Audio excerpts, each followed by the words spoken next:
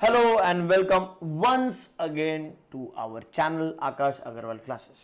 जैसे कि आप लोग जानते ही हैं, हमारा एमटीपी सॉल्विंग चल रहा है। मॉक टेस्ट पेपर्स इंस्टीट्यूट के अपलोड हुए थे। इन ऑल 10 पेपर्स अपलोड हुए थे हर सब्जेक्ट के, जिसमें कि मैं प्रोफेसर करण अग्रवाल आप लोग को मैनेजमेंट सिखाता हूँ। एंड मैनेजमेंट के अब तक हम लोग ऑलरेडी 9 पेपर्स तो सॉल्व कर चुके हैं। भैया हम लोग बहुत पढ़ाई कर चुके हैं, काफ़ी सारी पढ़ाई हम लोग कर चुके हैं। इससे पहले हम लोगों ने रिवीजन सीरीज भी अपलोड की हुई है, वो भी हम लोग देख चुके हैं। मॉक टेस्ट पेपर्स भी हम लोग सॉल्व कर चुके हैं। आज हमारा लास्ट पेपर है, पेपर नंबर 10। तो काफ़ी हमारा जो ग्राउंड कवर है वो हो चुका है, राइट। अभी क्या बात बचता है, इसके बाद रिविजन्स बचता है ना। मेन कोर्स तो ठीक है, वर्चुअली मेन कोर्स पूरा का पूरा नहीं था, बट हमारे रिवीजन सीरीज में मैंने as good as the main course सारे के सारे कॉन्सेप्ट्स पढ़े हुए हैं। अगर आप लोगों ने नहीं देखे हैं, अगर आपको कोई भी टॉपिक में डिफिकल्टी आ रही है, तो हमारे चैनल पर आप कभी भी जा सकते हैं, उसमें पूरा का पूरा रिवीजन सीरीज अवेलेबल है। कोई भी टॉपिक में आपको कुछ भी इशू है तो आप हमारे चैनल पर जा सकते हैं। फॉर एग्जांपल मैं भी आप लोग को थोड़ा सा बता देता हूँ, ये हमारा यूट्यूब चैनल है आकाश अग्रवाल क्लासेस, जिस पे आप ये लेक्चर्स देख रहे हैं। इसी चैनल पर आप प्लेलिस्ट में जाओगे तो इसी चैनल के प्लेलिस्ट में आप सर्च भी कर सकते हो, आपको मिल जाएगा। फॉर एग्जाम्पल अभी अगर हम लोग सीएमए फाउंडेशन के मैनेजमेंट की बात करें तो आप सर्च में डालते हो सीएमए फाउंडेशन मैनेजमेंट, तो ये आपके सामने देखो, ये यहाँ पर मैं चूज कर रहा हूँ, देखो सिलेक्ट कर रहा हूँ, ये पूरा का पूरा प्लेलिस्ट बना हुआ है सीएमए फाउंडेशन का प्लेलिस्ट। यहाँ पर देखो ऑप्शन है व्यू फुल प्लेलिस्ट, तो यहाँ पर there are in all 16 lectures. And आप लेक्चर्स को देखोगे, जैसे पहला वाला लेक्चर मैनेजमेंट प्रोसेस इंट्रोडक्शन है, चैप्टर नंबर 1 मैनेजमेंट प्रोसेस है, तो उसका पूरा का पूरा बेसिक इंट्रोडक्शन, मैनेजमेंट क्या है, सारी की सारी चीजें उसमें मैंने सिखाई हुई है। फिर उसके बाद मैनेजमेंट प्रिंसिपल, जहां पर Henri Fayol, Frederick Taylor, Max Weber ये सब लोग मिले थे, तो वो सब कॉन्सेप्ट्स वहां पर सिखाए हुए। फिर प्लानिंग है, देखो प्लानिंग का एक अलग से वीडियो है, स्टाफिंग का वीडियो है, ऑर्गेनाइजिंग, जितने भी फंक्शंस ऑफ मैनेजमेंट है उनके सबके अपने अपने कंट्रोल का एक वीडियो है, कम्युनिकेशन का है, same with coordination, directing, right. फिर अगले चैप्टर पे जाते हैं, कॉन्सेप्ट्स पे जाते हैं, तो अथॉरिटी, रिस्पॉन्सिबिलिटी, पावर इनके अपने अपने अलग अलग वीडियोस बनाए हुए हैं। सेंट्रलाइजेशन, डिसेंट्रलाइजेशन का अलग वीडियो बनाया हुआ है, राइट। तो आप देखोगे फिर लीडरशिप एंड मोटिवेशन का, डिसीजन मेकिंग का, तो हर एक टॉपिक वाइज मैंने वीडियो बनाया हुआ है। तो आपको किसी भी टॉपिक में अगर कुछ कॉन्सेप्ट में डिफिकल्टी आ रही है, ऐसा लग रहा है कि कॉन्फिडेंस नहीं है, तो ये सीरीज फ्री ऑफ कॉस्ट हमारे यूट्यूब चैनल पर अवेलेबल है। And guys, this is not just with management, CMA foundation के ऐसे सब सब्जेक्ट्स की सीरीज, यहां पर देखो आप, सीएमए फाउंडेशन कॉस्टिंग का श्रुति मैडम का सीरीज है, सीएमए फाउंडेशन अकाउंट्स का तेजस सर का सीरीज है, मैथ्स का श्रुति मैडम का सीरीज है। तो ऐसे हर सब्जेक्ट की सीरीज अपलोडेड है, फ्री ऑफ कॉस्ट है। इसी तरीके से हमने जैसे मैंने कॉन्सेप्ट वाइज अलग अलग वीडियो बनाए हुए, शॉर्ट में पढ़ाया हुआ है, सारी की सारी चीजें जिसको रिविजन कहते हैं, थोड़ा रिविजन कहते हैं, वो सब चैनल पर अवेलेबल है। सो अगर ये इन कुछ दिनों में आप पढ़ाई करते हो, डिफिकल्टी आती है, तो चैनल पर बहुत सारी चीजें अवेलेबल है, चिंता करने की कोई भी बात नहीं है, राइट। तो अभी बढ़ते हैं हमारे मेन एक्टिविटी के ऊपर। पेपर नंबर 10 आज स्टार्ट करते हैं हम लोग।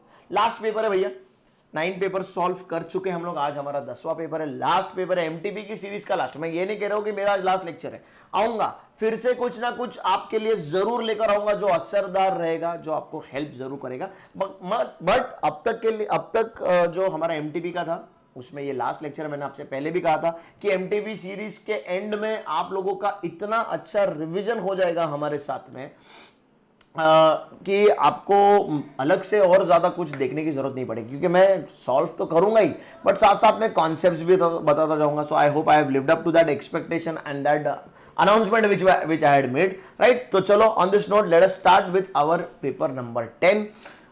पहला question, the right of a person to give instructions, person के पास अधिकार है इंस्ट्रक्शन देने का टू हिज सबऑर्डिनेट्स। ये क्या है भैया? ये है authority. The right to give orders and extract obedience is nothing but authority. याद आ रहा है क्या? राइट, सिंपल सवाल था, अच्छा शुरुआत हुआ है। Now question number 18, elements of delegation. Delegation के अंदर क्या क्या चीज आती है, याद आ रहा है क्या? अथॉरिटी, डेलीगेट करते हैं, फिर आपने जिसको डेलीगेट किया उसके पास है responsibility, yes or no, responsible to the senior, also he or she is accountable for the actions। Simple है, तो एलिमेंट्स क्या बन जाते हैं? Responsibility, authority and accountability. Simple बात है क्या नहीं है? देखो कॉन्सेप्ट इस तरीके से, समझ गए, अभी अथॉरिटी का भी अंडरस्टैंडिंग हो गया, रिस्पॉन्सिबिलिटी का भी, अकाउंटेबिलिटी का। ये तीनों कौन है? ये तीनों है elements of delegation. Authority delegate करने की, फिर उसके बाद जिसको डेलीगेट किया उसकी रिस्पॉन्सिबिलिटी है काम करने की towards the senior, and he और she is also accountable, answerable for the task. Simple. Question number 90, चलो फटाफट फटाफट। और responsibility chart is a nice way of summarising the relation between whom. Responsibility chart is a nice way of understanding, summarising किसका relation, task कौन सा काम है, कौन एक्टर्स है और कौन परफॉर्मर्स है। It is a nice way of summarising the relation between the task, the performers and the actors. याद रखेंगे, रिस्पॉन्सिबिलिटी चार्ट समराइज करता है, रिलेशन बताता है टास्क और परफॉर्मर और एक्टर्स के बीच में, राइट। कॉन्सेप्ट वाला क्वेश्चन है। क्वेश्चन नंबर 20 है हमारी लिस्ट में। Accountability is the liability created for the use of. Accountability क्या बात है? I am accountable to my senior. I am accountable for the work my senior has given to me. Right मुझे काम करने का, डिसीजन लेने का क्या मिला हुआ था? मुझे मिला हुआ था अथॉरिटी, जिसके बदले में एक लायबिलिटी खड़ी हो गई जिसको हम बोलते हैं accountability. I am answerable, I am accountable for the work. मुझे काम करने का, डिसीजन लेने का अधिकार मिला था, जिसके वजह से एक लायबिलिटी खड़ी हो गई जिसका नाम है accountability. So accountability is the liability created for the use of any authority. याद रखेंगे इसको।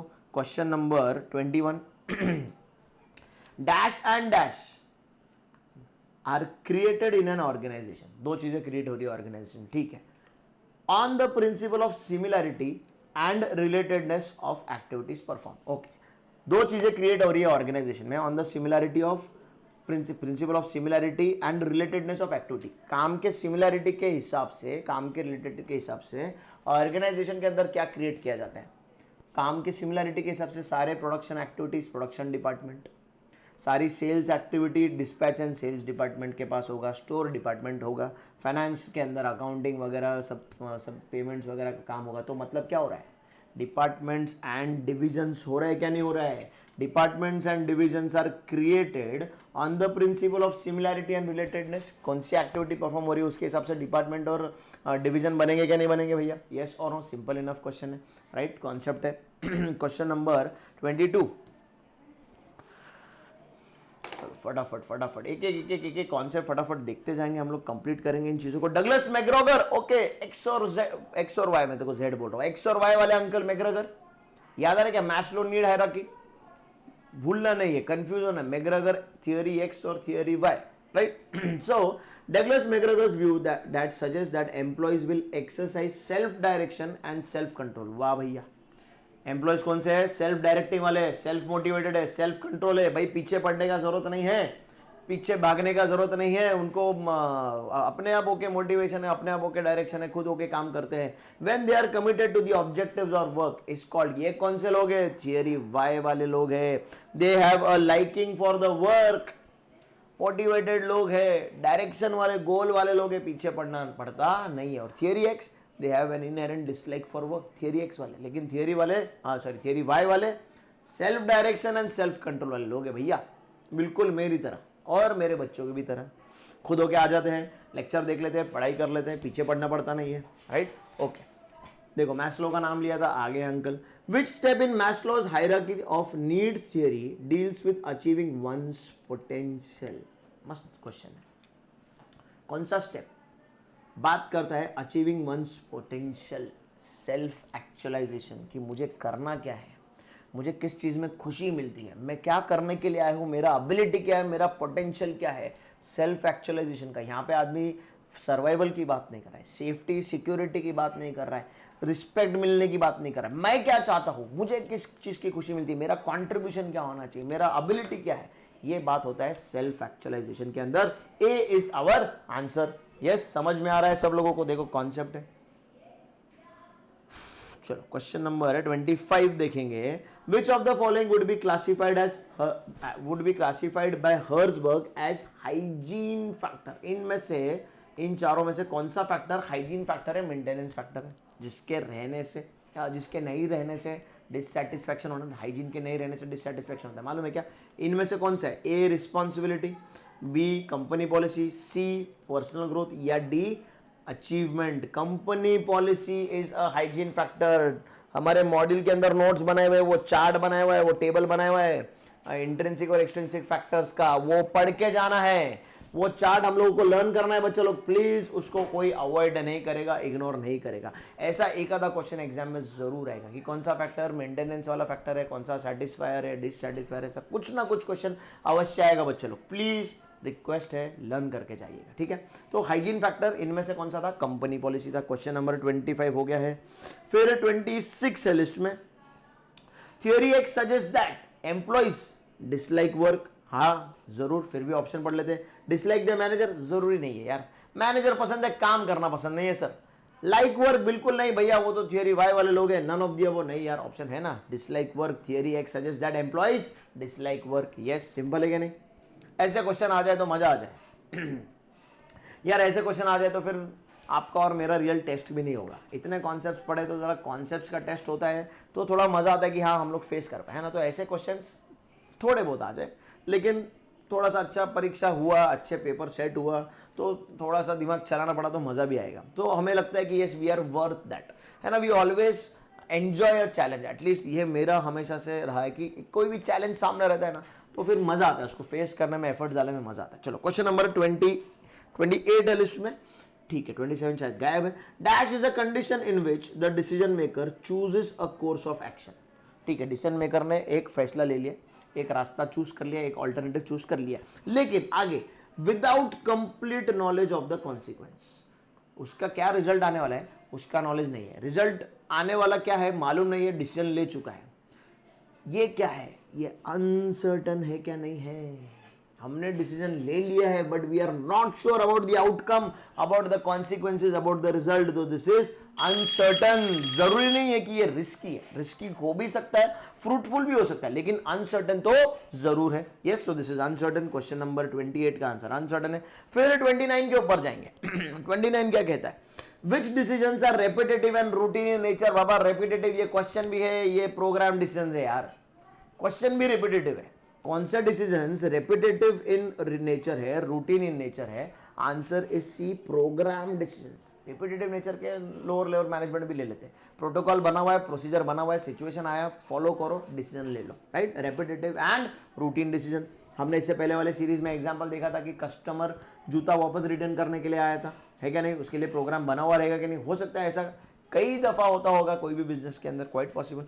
The decisions taken by high level management is, the decision taken by the high level of management is what? Programme decision. अभी तो बोला था यार programme decision के बारे में। Non programme decisions, non programme decisions higher level management लेता है, लेकिन फिर भी ऑप्शन देख लेते हैं। इंडिविजुअल डिसीजन नहीं यार, पर्सनल है वो तो। नॉन इकोनॉमिक, अरे नॉन इकोनॉमिक क्यों लेगा? हायर लेवल को लेना होता तो इकोनॉमिक ही लेता था ना। तो आंसर इन ऑप्शंस को देखते हुए decisions taken by high level management are non programme decisions, क्योंकि वो नॉन रूटीन होते हैं, उसके लिए कोई स्पेसिफिक पॉलिसी नहीं बना हुआ है। नॉवल सिचुएशन रहता है तो थोड़ा बहुत सोचना पड़ता है, इनोवेशन करना पड़ता है, दिमाग चलाना पड़ता है। सो ये हायर लेवल मैनेजमेंट का रिस्पॉन्सिबिलिटी होता है, नॉन प्रोग्राम डिसीजंस। यस चलो question number 31। Strategic decisions include decision on what? Strategic decisions include decision on what thing? Plant location. हाँ यार, स्ट्रैटेजी का प्लांट लोकेशन से भाई, प्लांट एक जगह पर लोकेटेड है जहाँ से रॉ मटेरियल आसानी से अवेलेबल है, मार्केट नज़दीक है, लेबर अवेलेबल है, तो प्लांट डिसीजन कहाँ डालना है उसका लोकेशन जो है, प्लांट डालने का लोकेशन, प्लांट का लोकेशन जो है वो स्ट्रैटेजिक डिसीजन है, ये मुझे लगता है। फिर आगे देखते हैं, introduction to new products, of course it is a strategic decision. Strategy बनाना पड़ेगा, सोचना पड़ेगा प्रोडक्ट्स उस तरह के कैसे है अवेलेबल मार्केट में, क्या क्वालिटी स्टैंडर्ड्स है, क्या प्राइसिंग है, कहाँ पर बिक रहा है, तो स्ट्रैटेजी है। Acquisition of outside enterprise, of course this is strategy. Acquire करना है, कितना पैसा देकर एक्वायर करना है, हमारे पास कितना अवेलेबल है, कौन सा वाला एक्वायर करना है, तो ये स्ट्रैटेजी है। Answer is all of the about D, है क्या नहीं? देखो प्लांट लोकेशन स्ट्रेटेजिक डिसीजन है, रीजन भी बता दिया है। Introduction to new product strategy है, acquisition of outside enterprises is also a strategic decision, sorry. So answer is all of the above, right. Question number 32।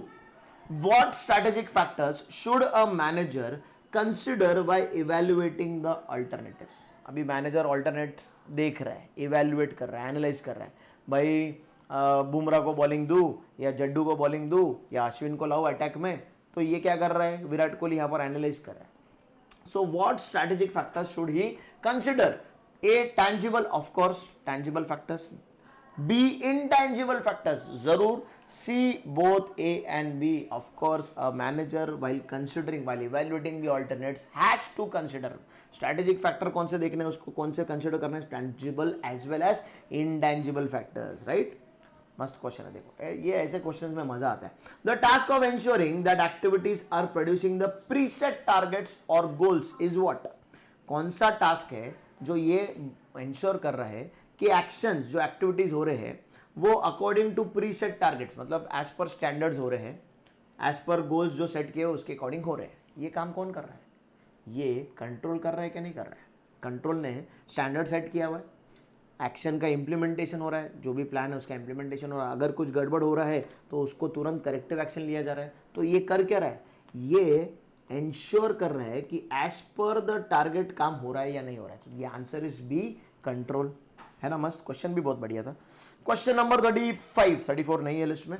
35, job rotation is recommended for managers in almost all organisations at A lower, B middle, C top, generally at all levels. नहीं यार, बिल्कुल भी नहीं, not at all levels. Answer इसका है B, middle level of management. जो job rotation है generally ये रिकमेंड किया जाता है मिडिल लेवल मैनेजमेंट पे कि मिडिल लेवल मैनेजर्स को सारे, मतलब बहुत सारे काम आ जाने चाहिए ताकि वो लोग हैंडल कर सके बहुत सारे एक्टिविटीज को. सबसे ज्यादा लोडेड काइंड ऑफ लोग रहते हैं ये. Question number 36, sorry. Channels of communication, various channels of communication, याद आ रहा है क्या? Chapter number 1. In an informal organisation, informal channel of communication, सोचने का ही जरूरत नहीं है. ग्रेप वाइन है भैया, ग्रेप वाइन है. गॉसिप वगैरह करते हैं क्या? नहीं करते, नॉट नेसेसरली गॉसिप, एक ऐसी एग्जांपल दिया. इनफॉर्मल काइंड ऑफ जो कम्युनिकेशन है चैनल जो ऑर्गेनाइजेशन है वो है ग्रेप वाइन. तो ए इज द आंसर. बाकी ऑप्शन देखना भी नहीं पड़ा हम लोगों को. Question number 37, okay. Which of the following individuals is most closely associated with scientific management. Scientific management का theory किसने दिया था? Frederick Winslow Taylor. Simple. 14 principles of management, Henri Fayol. Bureaucratic theory, Max Weber. Scientific theory of management, Frederick Winslow Taylor. भूलना नहीं है, F.W.. Taylor भी आ सकता है, सिर्फ टेलर भी आ सकता है, फ्रेडरिक टेलर भी आ सकता है, एफ टेलर भी आ सकता है. भूलना नहीं है, टेलर अंकल है जिन्होंने साइंटिफिक थियरी दिया हुआ है. याद रखना है, ऐसा क्वेश्चन आ सकता है. Question number 39, an appropriate managerial behaviour in a given situation, right kind of behavior in a given situation that depends on wide variety of elements is nothing but contingency. भैया, as per the situation approach रहना चाहिए. याद आ रहा है क्या? पहले के भी सेशंस में ऐसे टाइप के क्वेश्चंस आ चुके हैं, ऐसे कॉन्सेप्ट आ चुका है कि the right kind of behaviour as per a situation. कि भाई सब सिचुएशन के लिए same behaviour, same pattern, same style नहीं. As per the situation right kind of behaviour. Contingency perspective, contingency approach भूलना नहीं है. मैंने कई दफा ये समझाया है, अलग अलग क्वेश्चंस में आया हुआ है, फिर भी मैंने अच्छे से समझाया हुआ है. Question number 40, a budget is an example of which of the following plan. Budget कौन से वाले टाइप ऑफ प्लान का है? प्लान याद है क्या? Standing plan, single use plan, याद आ रहा है क्या? तो बजट कौन से वाला प्लान है? अभी ध्यान से बात को समझो. बजट एक छोटे से पार्टी के लिए रहता है, इस पर्टिकुलर मंथ के लिए रहता है. अगले महीने में शायद पगार कम आ रहा है या कुछ भी रीजन की वजह से मनी कम आ रहा है तो अगले महीने का बजट अलग हो जाएगा. यस और नो, इस महीने में बोनस आया है, दिवाली के महीने में तो बजट अलग है, हम शॉपिंग भी कर रहे हैं, मिठाइयाँ भी ला रहे हैं, बहुत सारी चीज़ें कर रहे हैं, राइट. तो फिर क्या हो रहा है? मतलब ये बजट जो है सिंगल यूज के लिए हो रहा है क्या? नहीं, है ना. इस महीने जो बजट है जरूरी नहीं अगली बार वही सेम बजट रहने वाला है. तो budget is an example of a single use plan. भूलना नहीं है.